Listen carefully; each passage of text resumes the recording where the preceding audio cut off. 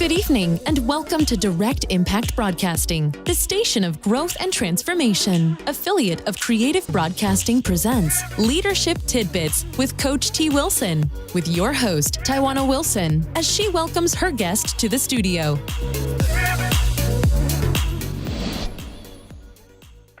Welcome to Leadership Tidbits with Coach T. Wilson. I am your host, Tywauna Wilson. A little bit about myself.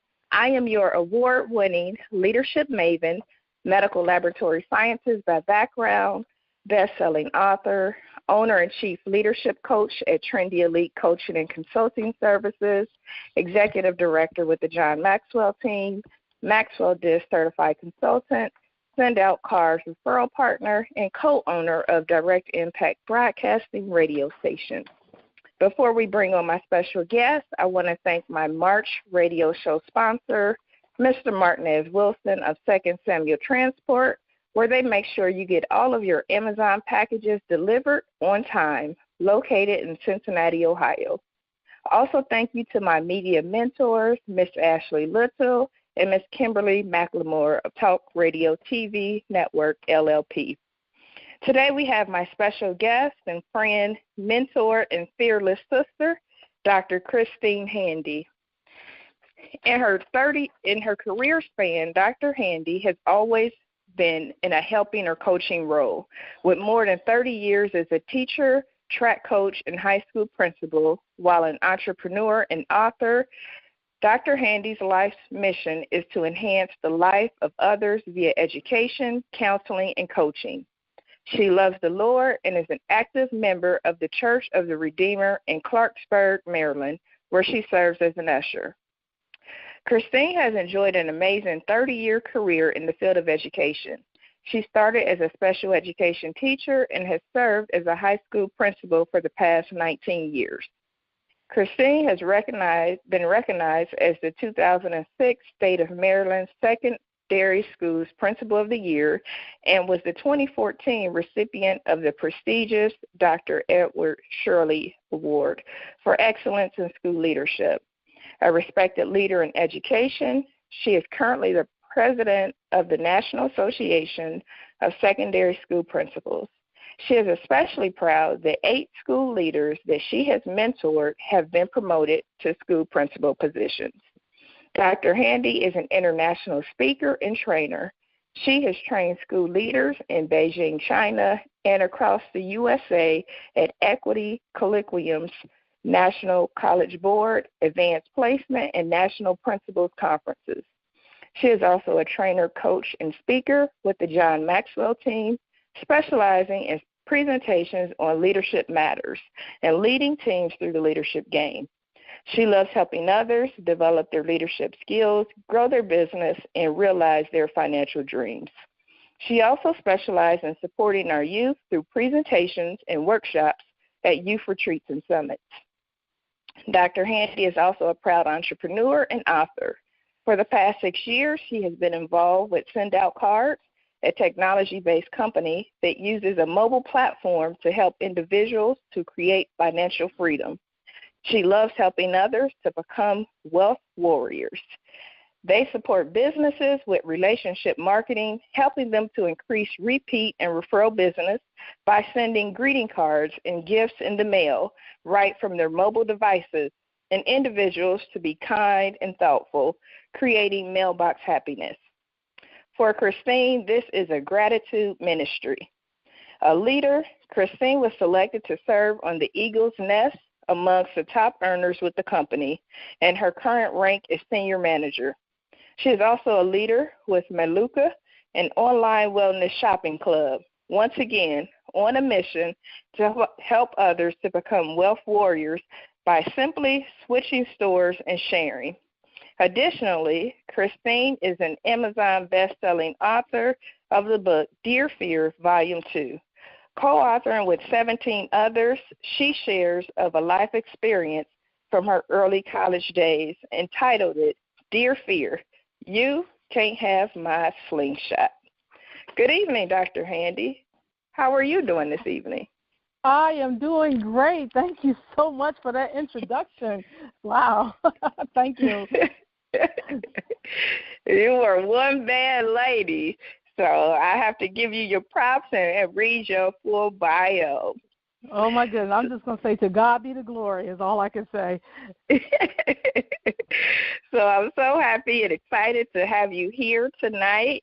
And I'm sure the listeners are eager to hear all about your journey. So tell us a little bit about your journey to leadership and how did you get to where you are today?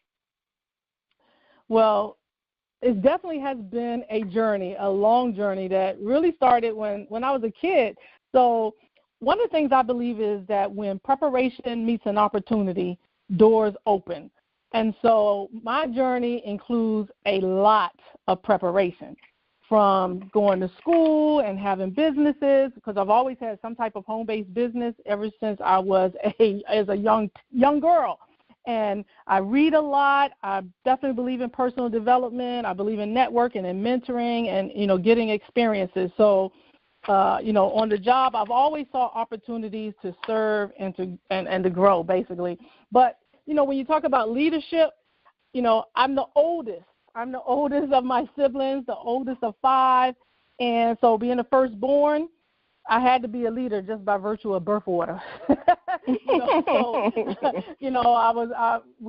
had a single mom, and so I was the oldest, and so mom depended on me a lot to be in charge. So my brothers and sisters would tell you that I have always been the boss. So I don't know if that's good or bad, depending on which one you ask, And then, but then in schools and in organizations, whenever I've been involved in something, I've always, definitely stepped up to be a leader. Whether it was being a chair of a committee or if I was in a club, I would be the president, the vice president. I mean, I definitely would not hesitate to raise my hand to run for office or to be in charge of a committee or something like that. When I was growing up in high school and junior high, I was always in clubs and, I definitely would step up. And then, when I was a teacher, as a teacher, I would definitely, the principal was setting up a committee. I was one of those people who volunteered to be there. And I also, as a high school teacher, I was a high school track and field coach. And talk about that is where I really feel like I learned a lot about leadership and how to develop winners. And I would not trade my high school coaching days for anything because, my track girls always tell me thank you for the seeds that I planted in them. And I always tell them thank you because they developed me. And so, and just taking a team that really was not, when I first inherited the team, we only had a few girls on the track team. And then as I coached them, we grew, and I helped develop them into a championship team, so helping to develop winners. But they taught me a lot about that, and I really had to be a student of the sport and not just learn about the events in track and field because there's so many, but I also had to learn how to get people to believe that they can do it. So that was the first thing I had to do was help my girls to believe that they were winners. And once they had in their mind and once they had a little taste of success, it was on, and we became, district champions. And, I learned a lot from that. And then, after teaching, I became a school leader. So I became an assistant principal and then a principal. And, I stepped up to that challenge and because I love challenges, so I'm you give me a challenge, I'm going to take it on. And so working as a school principal, definitely I had to take on a lot of challenges and face them head on and work with a group of people to make things happen. So I learned so much about, collaborating and working together and having a common vision and how you take that vision and move from here to there and set goals and reach them. And so that has been my journey to leadership, really preparation all along the way, and everything it builds on the next.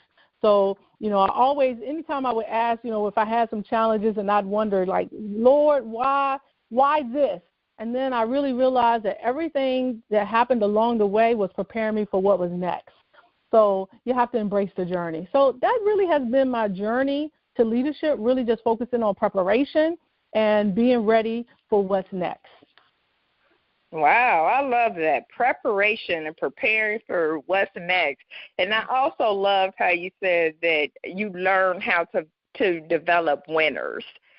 And that's powerful, especially as we're working with our teams, whether it's working with our youth or working with our fellow teachers or working with our colleagues, having a team where we are instilling in them that winner's mindset. So that's absolutely. awesome. So I've always been a teacher, so everything, even as a high school principal in business, no matter what I'm doing, is teaching. As a coach, I was a teacher. So, teaching and coaching is really just what I love doing. Even as a little girl, I would teach the whole neighborhood. All the kids would come. I would stand on the front porch, and I would have school. So, teaching and coaching is really in my passion. Also, so as we know, leaders come from all walks of life with vastly different backgrounds, strengths, experience levels. What strengths and qualities do you feel were important for you to thrive as a leader, especially in the world of education? That is a great question. And so there's so many things that qualities and characteristics you have to have and develop to be a successful leader. So first is stamina. Because leadership is tough, and so you have to have stamina. It is not for the weak. You have to be able to go the distance. You have to be able to see things through. And so you have to have stamina, which ties right into perseverance. You have to be a person who will not give up easily, that you will set your eyes on a goal, you set goals, you have a vision, and that you're going to stay on the path and persevere to meet those goals, and you have to be driven. I talked about being a coach and a developer, so you have to be a coach. I always consider myself the head coach. And once again, I say I learned so much from being a track and field coach, and coaching those young ladies and developing them into winners. And all along, no matter what you do, even in education, as a teacher, as a high school principal, I consider myself the head coach. And so I am always coaching others to be their best, to do their best, to give their all, whether that is the staff or the students, or whether it's in business. It is important for you to be a coach and develop others. You have to be committed to helping others, because if you help others to realize their goals, dreams, and aspirations, and then that's going to help you to fulfill, your journey, your reason for doing what you do, your why. But you have to be willing to develop others, and I feel strongly about that. I always ask people, what are your goals, dreams, and aspirations? If a student comes to my office, I want to know, what are your goals, dreams, and aspirations? A teacher, if I'm hiring a teacher, I want to know, what are your goals, dreams, and aspirations? I'm hiring an assistant principal, I ask them the same question, because I want to know what your goals, dreams, and aspirations, because my job, I feel strongly that my job is to help them to reach their goals, dreams, and aspirations. You have to believe and be passionate about whatever it is you're doing. You have to know your mission, where you're going. You have to be a visionary. You have to be able to almost be psychic and see into the future and know what's coming. I always tell people that in schools, we're preparing kids for a world that doesn't even exist yet, because we don't even know what the world's going to look like 30 years from now, because 30 years ago, we could not have envisioned all of the things that we have access to today as it relates to technology. So we're preparing kids for a world that we don't even know what it's going to look like. So we have to be visionary and think about the skills that they're going to need and prepare them to realize their goals, dreams, and aspirations. So, I go back to, you have to be a person. When I talk about the perseverance and stamina, you have to be a person who is willing to see it through. Amen to that. Now, where was you at when I was in school? Where was you at asking about my dreams, goals, and aspirations when I was in school? I just love it. I love that energy because you're right. Leadership is hard, and you have to eat it, live it, breathe it, sleep it. And if you do, it goes to everybody you touch. And I can just feel that, and I'm sure your students feel that, and your teachers feel that as well, that you are definitely in it to win it with them. Absolutely, absolutely. So that's awesome. So you do a lot. You do a lot of stuff. You got businesses, and you're an educator, and you do all this awesome, fantastic things. So in a time where we are asked to do more, serve more, give more, be the best, and the list goes on. It does. One's core values can be compromised in the process of trying to elevate their career and position in the workplace. So what advice could you give our listeners who are struggling to balance career and maintain home life harmony, all while maintaining their sense of self as they're doing career and business and, trying to do everything? Oh, my goodness. So yeah, I know if some of my friends are listening right now, they're probably waiting to see what I'm going to say to this question. So one of the things that, I believe, I don't know who said it, but it says, to thine own self be true. And so, certainly this is probably one of my biggest challenges in maintaining that work-home life balance.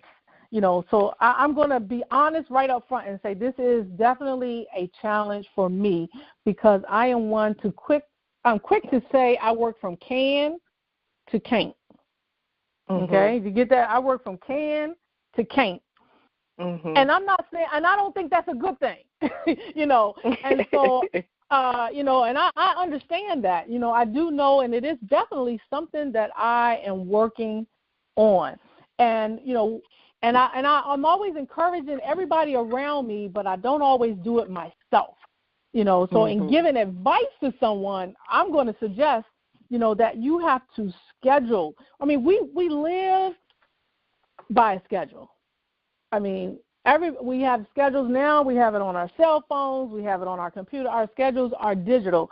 And then every now and again, I still bump into somebody who has a paper calendar, but that's real old school. But, we live by a calendar and a schedule. And so, I encourage people to schedule your personal life just like you schedule your professional life. So you have to put you on the calendar. You got to make time for you. You got to make time for your family. So you have to put you on the calendar, because if you don't, you'll fall into that trap that I fall into, is working from can to can't, and that's not a good thing. Mm-hmm. So I say that, and, and I used to wear it like a badge of honor until I realized that really is that's not a smart way to work, so I don't suggest that to people. I suggest that you put you on the calendar, because balance is so important for your own mental health, your own physical well-being, and so especially as we get older, and I wish there were some things, if I could talk to my younger self, I would make sure that even once I stopped coaching track, that I didn't stop track, that I still worked mm-hmm. on my own physical health and well-being. Now, I'm a healthy person, but I definitely could do better with my own physical fitness and my own healthy eating. I mean, I definitely would change the way I ate in my younger days, but I can only focus on now. And so I really focus on living a healthier lifestyle, eating healthier, and still working on the exercise piece. So I hope my friend Tracy is not listening, because she's been really getting on me about the physical piece. But you have to put you on the calendar, and I think that's really how you work on your own personal home life and work balance, is to make sure that you put you on the calendar. Just like you put others on your calendar and you schedule meetings, then you have to make sure that you have blocked off time for your family and for yourself. That's really important. Right. I absolutely agree. And that's one of those things is especially as working moms and wives and, professionals, it is sometimes difficult to find that time. So I like that. Schedule time for yourself and don't feel bad about it. That's exactly. Exactly. You got to block it all. You have to block it. Sometimes you just have to take a mental health day. When they unfortunately they give us sick leave and personal leave. And sometimes mental health that's sick leave. You have to take a mental health day. Sometimes you have to do that. You do. You have to refuel. I mean, because you can't Absolutely. operate off of an empty cup for a long period of time. Absolutely. So absolutely. Mm-hmm. You have to refill that tank. Right. Gas tank. You have to refill it. Or you will be on the side of the road at some point. Exactly. So it's just important. You have to take care of you. Good.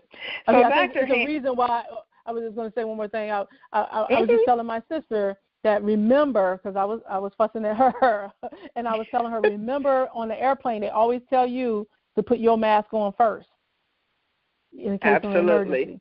And so we sometimes forget to do that, to put our mask on first, because you can't help others if you're not in good shape. You can't help others. You won't be any good to other people.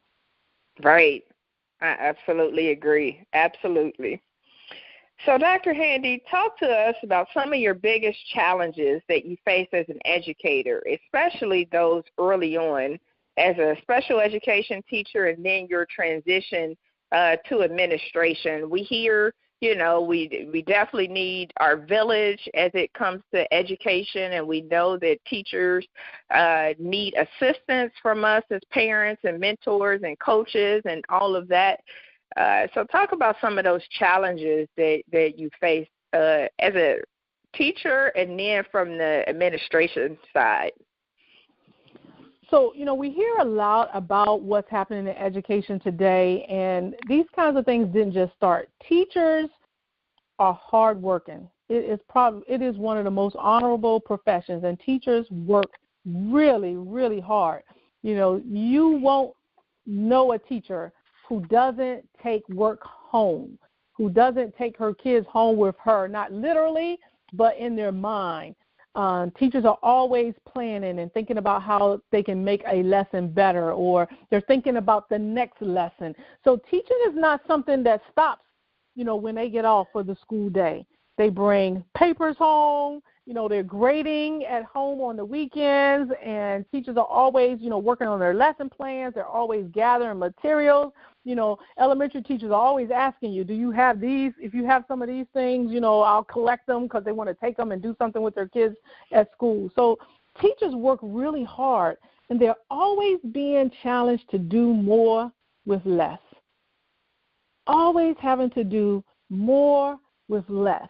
So, they're having to, they don't have as many resources. Across the nation, it is not equitable as far as resources that are available to teachers. And so, teachers have to do more with less. And then, a big challenge is there is a big shift. There's a shift in our world. The world is ever changing. So teaching has to change. So we can't teach kids the way we used to teach kids because the world has changed, and how kids engage and interact and how kids learn has changed. Technology has been a big part of that, because if you don't engage those kids in the classroom and they're used to doing hands-on, they're used to action, with these video games and things like that. So teaching has changed significantly. And so I think, a big challenge has been that we have not truly put the money, we haven't invested in our teachers the way that we should, as far as putting money towards professional development, putting money towards resources, and making sure that teachers have everything that they need so that teachers aren't having to go out and buy things out of their own pocket for their classroom. So, I think the biggest challenge is really that, teaching has changed, and in order for us to keep up with how the world is changing, we have to invest more in our teachers. We have to invest in our administrators, because the way you lead schools today is not the way you led schools yesterday. And so we definitely have to continue investing in education. So I won't get started on politics, but it's all over the news that there's cuts to education budgets from our current president. There's going to be some significant cuts. And I don't know how we can make our space better, our U.S. better, when we are cutting what is the foundation for the USA, and that is education, because that is definitely our most valuable resource, and so that's a challenge. But challenges that I have faced, is just trying to, as a school leader, it is so important that we get our parents engaged. Parents are our partners on the journey in education, and so that has always been a challenge. Now, I have been blessed over the years to work with some amazing parents, and so you're always going to have a group of parents who do a lot of things for your school, but we need more parents. We need, we have a lot of parents who are not represented, and we need them. So getting our parents to volunteer and be involved in the school, has definitely been a challenge. We have some great parents who do it, but we need more parents to do it. I think, student voice, is important. Always really trying to think about how can I get students more engaged.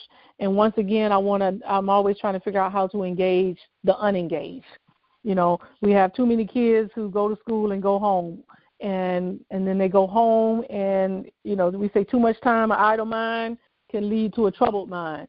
So, we want to get our kids more engaged in school and school activities. And, once again, we also need more resources in order to do that. We need more resources in our communities. We need more community centers. All neighborhoods are not created equal. You'll see a lot of resources in some places, and then you go to other places where, they have limited resources. And so I just think that's important. The challenges that we face is that how do we ensure that all kids have access to opportunities? A lot of learning happens outside of school, and so all communities aren't created equal. So I think across the U.S., we need to make sure that our kids are having equal access to, after school opportunities and are able to be engaged in activities. I really believe in raising student voice and participation, and we have a program called RSVP that stands for that, raising student voice and participation. I could go on and on about the challenges in education. Certainly graduation rates, attendance, those are things that we are faced with every day, and I don't think there's a magic solution, but it's something that school leaders and teachers that are faced with those challenges, and it's something that we're working on. And, our students are more than a test score, so we focus a lot on test scores in our schools today, but our students are much more than a test score. Absolutely. I'm just going to leave it right there. I'm going to leave that right there. That would be a lot longer conversation than we have time for. Absolutely. So if there were, just a few things you would ask from the community in regards to volunteering or assisting in those efforts to help close the gaps, what would the call to action be for us that may have resources that are able to help? What would you suggest? Well, I think we must have more after-school activities that engage our students in being collaborative, allowing kids to work together, allowing kids to problem solve and use their critical thinking skills. I think we have to have more opportunities for our kids to be engaged after school, because we have too many kids who actually go home and now they're engaged with the TV, the video games, or hanging out in the streets. And, we have students who are engaged, and, you have your athletes and you have your kids who participate in clubs. If that's hitting 50%, we're doing good, but what about the others? So I think our communities have to set up more opportunities, so there needs to be more grant opportunities so people can, write grants and get our kids more engaged in after-school activities. And then the summer is such a critical time. And so not just thinking about high school students. A lot of high school students are able to go and get jobs, but then there are not enough jobs for them all. And so how do we get them some more experiences in the summertime and keep them engaged? And then our elementary and our middle school students, how do we keep them engaged in the summertime in meaningful activities so that learning is not lost? Because those 10 weeks in the summertime, kids lose a lot of their learning because they are just sitting at home in front of TVs, sleeping late. And so we need to get our kids engaged and have more summer enrichment opportunities for our students. Excellent. I'm happy you mentioned that, and I wrote down some of those ideals because, being a community volunteer, there's always programs, but there's not always programs after school. So I think that is a valid point and great point that you mentioned, especially is a lot of the groups are trying to come up with programs for our youth. So thank you. I have that noted. Don't forget the summer. That's right. And the summer. The summer. Those 10 weeks are critical. So many of our kids, there are some families who plan vacations and, so their kids are exposed to different things in the summertime. But I was a child who grew up in poverty, and we didn't do family vacations. What's that? And so having an opportunity for, if somebody's going to take, we have kids, I live in the Washington, D.C. area. I live in Maryland. And we have kids who live right here in Maryland who have never been to all of the museums in D.C., or haven't even been to D.C., and we're like 45 minutes away. And so somebody should be planning field trips for kids in the summertime that are free, but there has to be some resources for that, right? Somebody has to pay for the buses. Somebody, has to pay for lunch. But we're right here next to D.C., and there are kids who have not been to D.C., have not had an opportunity to visit the rich museums that are there. And so how do we have those kind of opportunities available to kids? We need equal access. So everybody's not going to get to go on a family vacation, but there should be more enrichment activities in the summertime for our students. Absolutely. If we all got together and put our resources together, imagine how much more impactful we could be. Absolutely. So absolutely.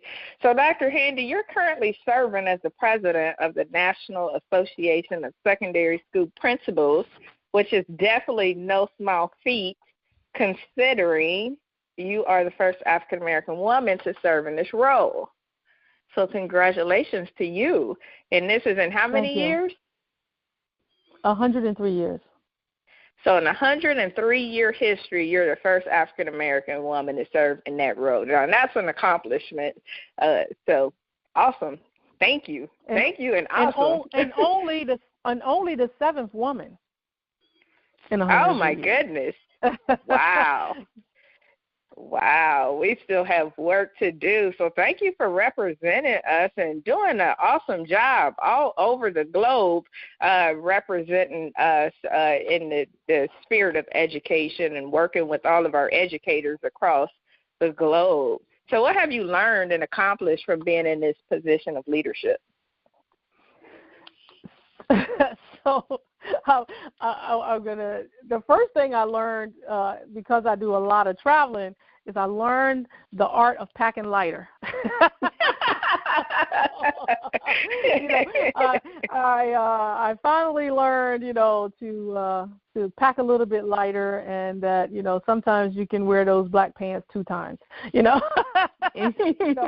So, at first I had to take a outfit for every day, and, 5 jackets, 5 pants, and 5 suits, and 5 different pairs of pumps, and I had to learn a little bit about the art of packing lighter. So that's my funny.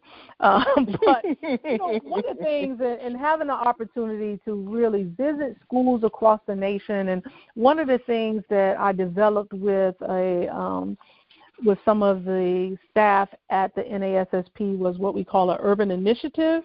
And really what I wanted to learn was more about the life of urban school principals. And so I've had an opportunity to visit urban schools across the nation, and still have quite a few more to go before the end of my term. And I've learned that, educators all over are dealing with similar issues. No matter what their demographics, no matter what their zip code, educators are dealing with so many of the same issues. And so, when we look at, I met folks, when I'd ask them, what keeps you up at night? It's things like mental health. We're seeing more mental health issues in our schools today. Safety and security, certainly with things that have been happening in our schools, that is at the top of the list, that school leaders are making sure and doing their best to keep their schools safe and secure. Achievement gaps. They look different in different places, but everyone is trying to close the achievement gap. Attendance. Attendance is a concern all over. Parent engagement, increasing our test scores. Principals are dealing with the same kinds of things. And some areas might are dealing with one more so than the other. Discipline is a concern. And that really ties right back into how do we keep our schools safe and secure. And then dealing with the pitfalls, some of the pitfalls of social media and its impact on our schools. Because our students are engrossed in social media, and, sometimes social media can be good and sometimes not so good. So it, leads to a lot of bullying as it relates to how kids use social media to be a bully. So these kinds of issues are things that school leaders are dealing with across the nation. And so it really has been insightful to really learn about what our principals are dealing with today and what really keeps them up at night. And so I have really enjoyed being able to meet with school leaders across the nation and the supervisors of school leaders, and really to just find out more, really seeking to find ways in which our organization can support our principals, as we are committed to having great leaders in every school, committed to the success of each student. Wow. I've also had an opportunity to work with a board of directors, and that has been an amazing experience, once again, being the leader, being the chairman of the board, and really working with a board on governance and leading a board through that process. So it has been a learning experience for me, and, as I had told you before, I'm always, looking for opportunities to grow and learn. And so this experience serving as the president of the National Association of School Principals has definitely been an opportunity for me to grow and learn in my profession and learn from my colleagues. And I've also engaged with some amazing students. I've been to some student conferences. I've had an opportunity to present a $25,000 scholarship to a National Honor Society student who was our top winner for a scholarship. And so I've had an opportunity to present some awards and recognize the National Principal of the Year. So it has definitely been a rewarding experience as well as an opportunity to learn and grow. And I'm so thankful for it. Wow. It sounds like a great combination, at least of this first half of your career. So that's awesome. Very awesome. So in addition to all of your amazingness, it's not even a word, but all of your amazing things that you have done over your 30 years in education, you are a proud, successful entrepreneur living by the motto, which I love. I'm a wealth warrior creating my own Social Security, which I also love, because by the time I get to that point, who knows where Social Security will be, if there will be. That's why I'm trying to help our millennials. I'm trying to help the millennials. Listen. I listen. So, listen more, talk less. Right. So tell the listeners a little more about what that means and some of your entrepreneurial endeavors. So this whole motto of I am a wealth warrior, creating my own Social Security, really, when I started, as you get a little older, Social Security starts sending you these little letters to tell you when you get this age, this is how much you're going to get. So actually they tell you when you can start drawing your Social Security. So, years ago, you used to could start drawing your Social Security around age 62. Well, now they have moved that back to age 70. So I cannot draw Social Security till I'm 70 years old. And I have seen too many of my friends and colleagues who now cannot retire until they're like 70 years old because, my voice went up when I said that, they cannot retire until they're 70 years old. That's their passion. They have to wait until they can also get their Social Security because their retirement is not enough to live the life that they live because, when you retire, you actually get less. It's very rare for people to retire with 100%. The company does not give you 100% of what you make right now. That's not what you're going to get in retirement. And, people really don't pay attention to it enough. What are they going to get when they retire? Or they haven't put aside enough money for whatever reasons. They haven't added enough into their own 401k. So too many people are now having to work until they're 70 years old, until they can get that additional money with their Social Security, and then they can retire. And I just said, no, not me. I need to be ready. I need to be ready at least by 62. That's a long time, And so I just started saying, you know what, I got to create my own Social Security. I've always had some type of home-based business ever since I was a young girl. I mean, I used to be a newspaper girl. I sold cards door to door back in the day, flower seeds.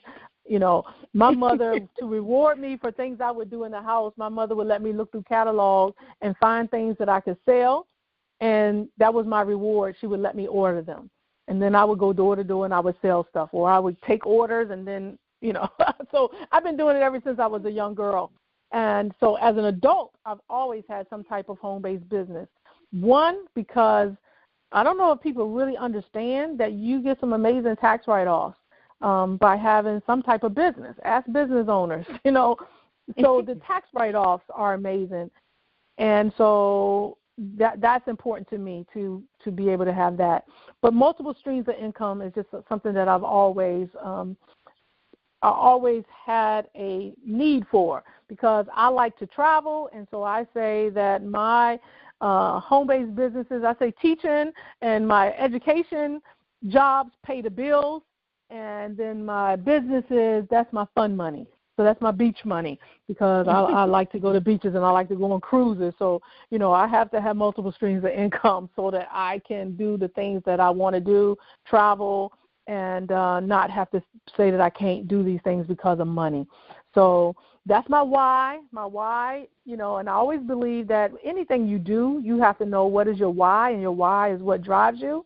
And so my why is that, one, I don't want to have to wait to retire until I can get Social Security. I'm making my own Social Security. And so whenever Social Security comes, that's just icing on the cake, and that can take me on a couple more trips. And then, so then you have your why. Why do you need this extra money? Because I like to travel, I want to have extra money. I want to be able to do things. And then, everybody wants to be debt-free, so I'm working on that as well. And then the how, then you have to think about, okay, so you have a big why. What is going to be your how? So my how has always been a home-based business, and I definitely believe in multiple streams of income. And so I have a couple of businesses. One is an online wellness shopping club, and I basically just show people how to switch stores. Instead of buying the things that you typically buy at Walmart, I show them how they can switch stores to healthier products that don't sit on the shelves, they don't have toxic chemicals.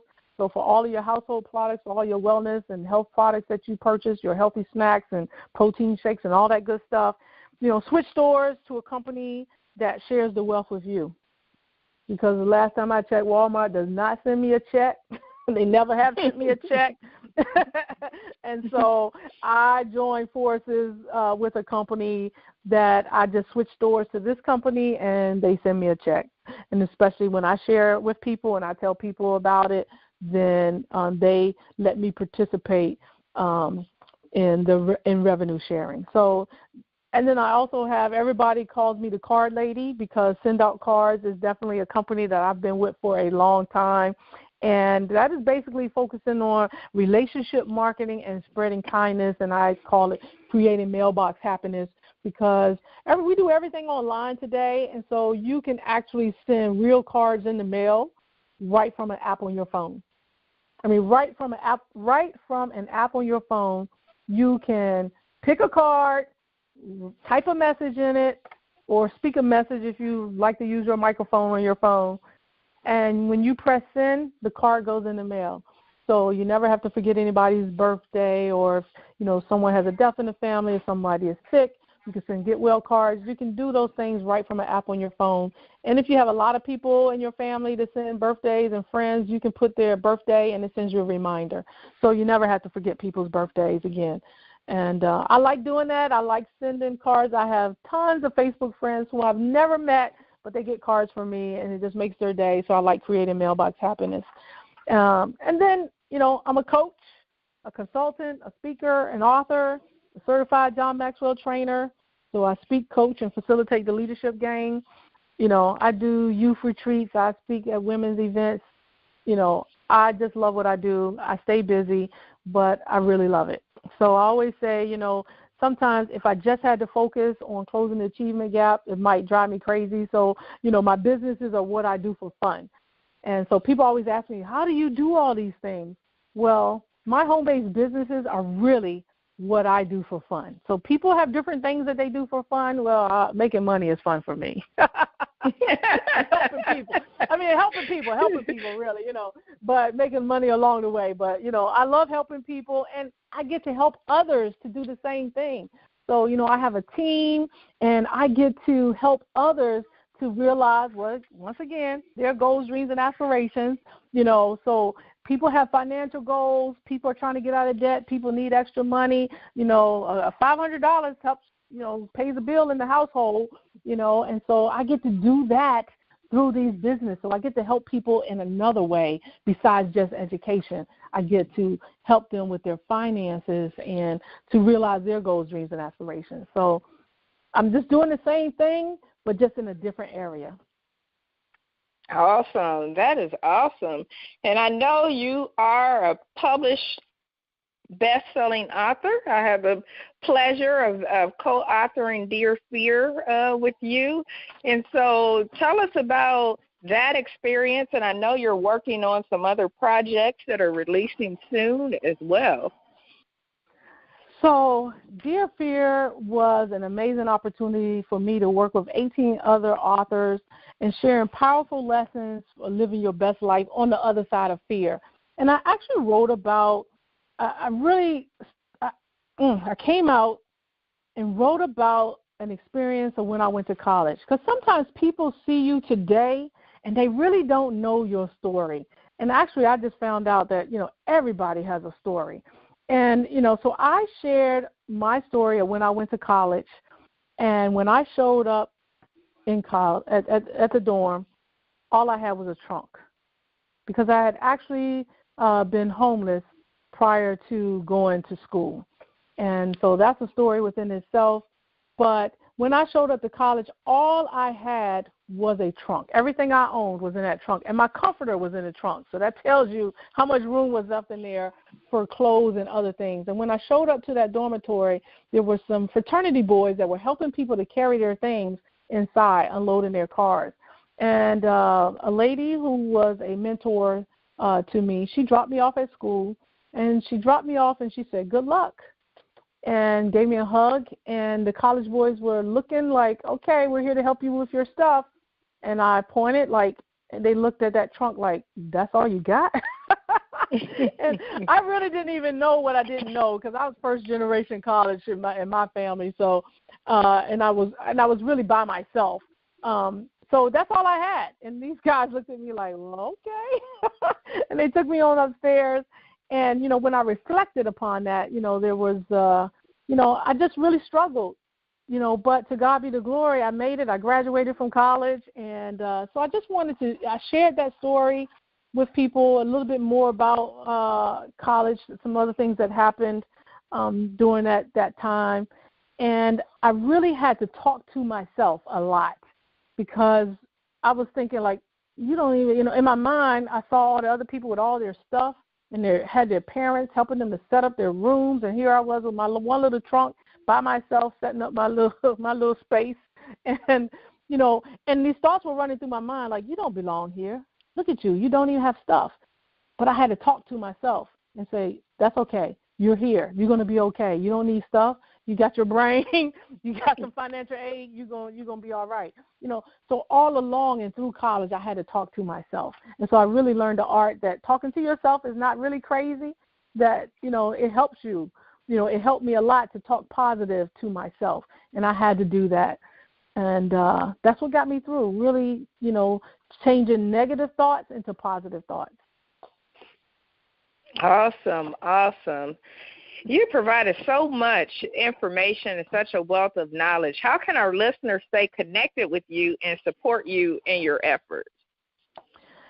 So certainly if anybody wants to reach out to me, if you're interested, if you want to know more about, if I can help you with anything with education, if I can help you, if you want to make a financial, if you're interested in a home-based business and you want to find out more about what I'm doing, certainly you can reach out to me on Facebook. My name is Christine Handy on Facebook.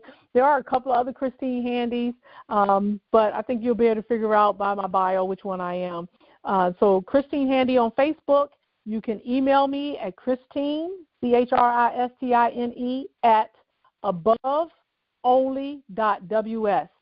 ABOVE, above only, ONLY.WS. So that's how you can email me. And then if you want to send me a text message, my number is 410-310-3849. So you might want to text me first because I probably won't answer if I don't know who the number is from. So you can send me a text message and tell me that you heard me on this radio show. And my number is 410-310-3849. I love helping people. That's what I do. I'm passionate about it. And certainly, I give back.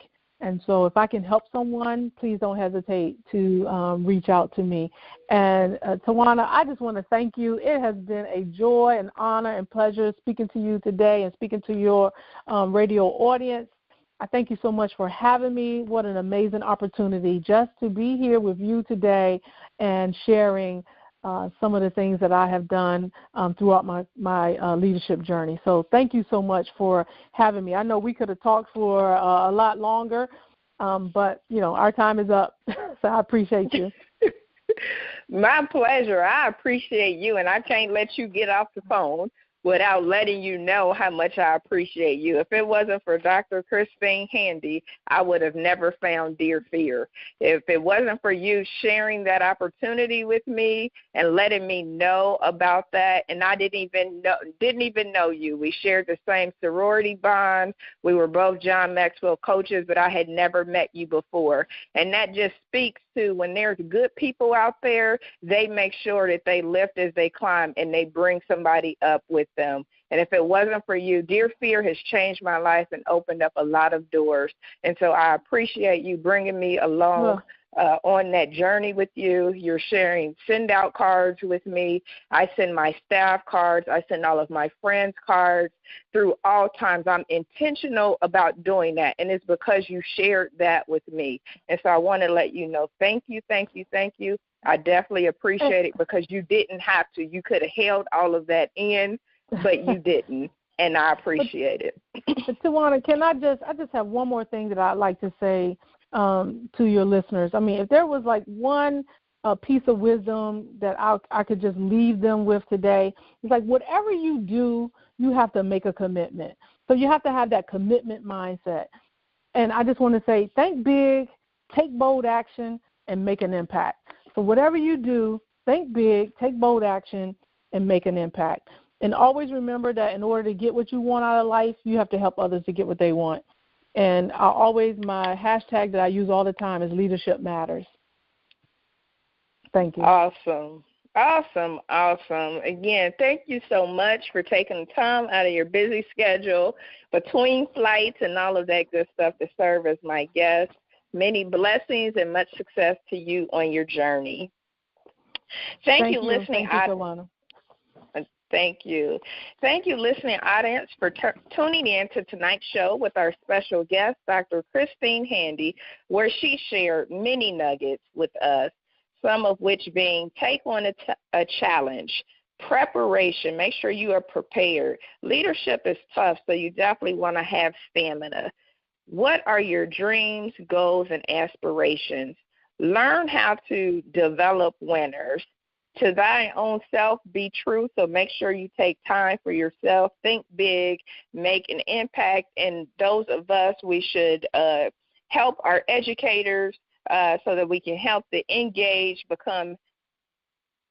help the unengaged become engaged for our students and in the education sector.